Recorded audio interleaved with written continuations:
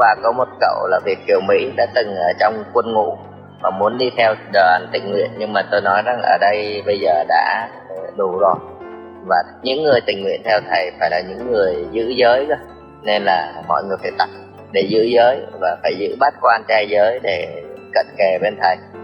Còn nếu như không thì thầy phải tự giác tránh nó xa. Nhiều khi thầy không có đuổi, nhưng mà biết ý thầy là như vậy.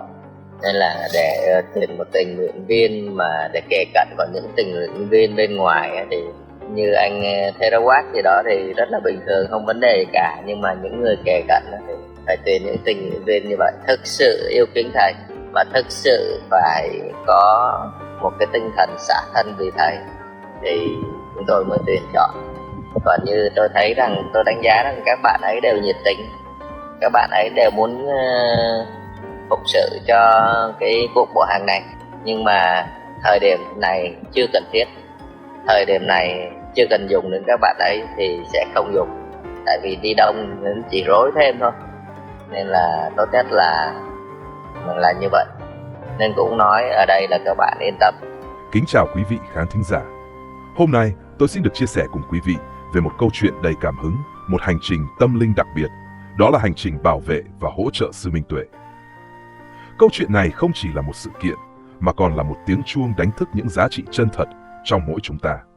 Có lẽ, điều khiến nhiều người phải ngỡ ngàng và xúc động nhất là sự xuất hiện của một Việt kiều Mỹ. Anh đã vượt qua khoảng cách địa lý xa xôi, nửa vòng trái đất để trở về.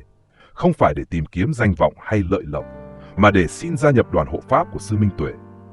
Hành động này đã tạo nên một làn sóng lan tỏa mạnh mẽ trên mạng xã hội, như một minh chứng cho lòng thành kính và sự ngưỡng mộ mà nhiều người dành cho bậc tu hành này.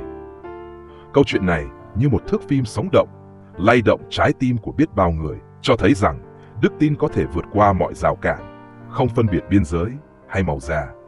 Tiến sĩ Báo, một người có uy tín và am hiểu sâu sắc về Phật Pháp, đã chia sẻ rằng các tình nguyện viên tham gia đoàn không chỉ cần có nhiệt huyết, mà còn phải giữ giới, tức là tuân thủ những quy tắc đạo đức cơ bản của người Phật tử và có lòng kính trọng sâu sắc đối với sư Minh Tuệ. Việc gia nhập đoàn không chỉ đơn thuần là một hành động tự nguyện, mà còn là một sự cam kết, một sự xả thân để bảo vệ và hỗ trợ một bậc chân tu. Chính vì vậy, quy trình tuyển chọn tình nguyện viên cũng rất cẩn trọng, không chỉ dựa vào lòng nhiệt tình, mà còn phải xem xét sự phù hợp với những tiêu chí mà đoàn đã đề ra. Ngay cả Hà bây giờ thì cũng yêu cầu là phải tập. Đang ăn chay ngày 2 bữa, 3 bữa thì phải giảm xuống 2 bữa, rồi giảm dần xuống vào 1 bữa để giữ giới và phải giữ bát quan trai giới để cận kề bên thầy. Còn nếu như không thì phải tự giác tránh nó xa. Nhiều khi thầy không có đuổi, nhưng mà biết ý thầy là như vậy. Những hộ pháp, những người đồng hành cùng sư Minh Tuệ không chỉ là những người có lòng tin, mà còn là những chiến binh dũng cảm trên con đường tu tập. Họ phải đáp ứng những tiêu chí rất khắt khe về cả thể chất lẫn tinh thần.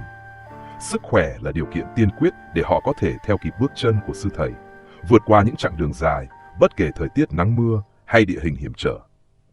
Quan trọng hơn, họ phải có một tinh thần vững vàng, không bị cám dỗ bởi những ham muốn vật chất, những điều phù phiếm của đời thường.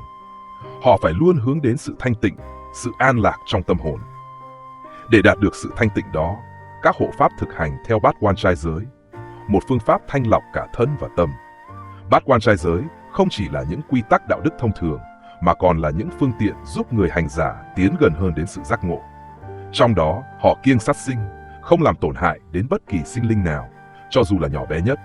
Họ từ bỏ trộm cắp, duy trì sự thanh sạch trong cả ý nghĩ và hành động, không tham lam, không chiếm đoạt của người khác. Họ kiêng tà dâm, không nói dối, giữ gìn sự chân thật trong từng lời nói và việc làm. Bát quan trai giới là một phương pháp hữu hiệu để rèn luyện tâm tính, để những người hộ pháp ngày càng trở nên hoàn thiện hơn trên con đường tu tập. Đoàn bộ hành của sư Minh Tuệ đã đạt được sự ổn định nhất định về số lượng thành viên. Điều này cho thấy sự lớn mạnh và sự lan tỏa của tinh thần mà sư thầy mang đến. Tuy nhiên, để duy trì sự ổn định và không bị gián đoạn trong hành trình, việc duy trì kỷ luật và phân bổ nhiệm vụ là điều vô cùng quan trọng. Mỗi thành viên đều phải có sức khỏe tốt, khả năng chịu đựng thử thách và tinh thần trách nhiệm cao. Tất cả cùng nhau gánh vác, cùng nhau tiến bước, tạo nên một sức mạnh đoàn kết, một tập thể vững mạnh. Trong quá trình hành trình, đoàn có thể gặp phải nhiều thử thách, từ thời tiết khắc nghiệt đến địa hình hiểm trở, từ những khó khăn về vật chất đến những xáo trộn về tinh thần. Tuy nhiên, các hộ pháp luôn giữ được sự bình tĩnh và quyết đoán để đưa ra những giải pháp kịp thời, ứng phó một cách linh hoạt với mọi tình huống phát sinh. Sự đoàn kết, tôn trọng và hỗ trợ lẫn nhau là điều vô cùng cần thiết để vượt qua mọi khó khăn, mọi trở ngại. Hành trình của Sư Minh Tuệ và đoàn hộ pháp không chỉ là một cuộc hành hương mà còn là một thông điệp sâu sắc về ý nghĩa của cuộc sống, về sự giác ngộ và giải thoát. Đó là một lời nhắc nhở rằng con người không nên quá bận tâm đến những ràng buộc của thế tục, những danh lợi vật chất phù phiếm, mà hãy tìm lại sự yên bình trong tâm hồn. Hành trình này khuyến khích mọi người vượt qua những cám dỗ vật chất, hướng đến một cuộc sống giản dị, từ bi và đầy yêu thương. Nó là con đường dẫn đến sự thanh tịnh trong tâm hồn, giải thoát khỏi những lo toan, muộn phiền của cuộc sống đời thường. Một điều đáng chú ý là sự chào đón nồng nhiệt và lòng hiếu khách của người dân Thái Lan dành cho Sư Minh Tuệ và đoàn hành hương. Họ thể hiện sự kính trọng và thành kính bằng cách mang theo đồ cúng dường, chắp tay vái lạy trước bậc thầy. Sự chào đón này không chỉ là sự tôn trọng mà còn là sự đồng cảm, sự chia sẻ về những giá trị tinh thần mà Sư Minh Tuệ đang theo đuổi. Nó tạo nên một bầu không khí ấm áp, lan tỏa sự yêu thương và lòng nhân ái trong cộng đồng địa phương.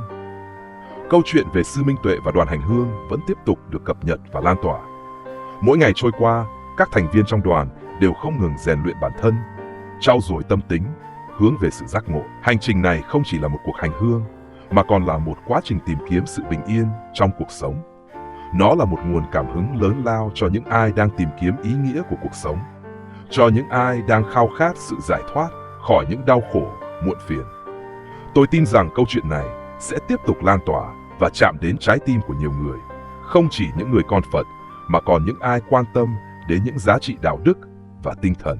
Nó là một minh chứng cho thấy rằng, dù xã hội có nhiều biến động, lòng tin, sự đoàn kết và tinh thần xả thân vẫn luôn là những giá trị bất diệt, là ngọn đèn soi sáng trên con đường tìm kiếm chân lý và hạnh phúc đích thực. Chúng ta đừng chiếm hữu bên ngoài nữa. Nếu chúng ta sống bằng mắt, tai, mũi, lưỡi, thân thì chúng ta sống bốn đường ác đạo. Chúng ta không bao giờ đắc quả được. Giờ sống bên trong, bỏ bên ngoài thì chúng ta hưởng cái lạc thọ hỷ ở bên trong do cái đề mục mình đưa ra. Ví dụ tôi niệm Phật thì ai tranh giành cái câu niệm Phật được, nó không có tướng.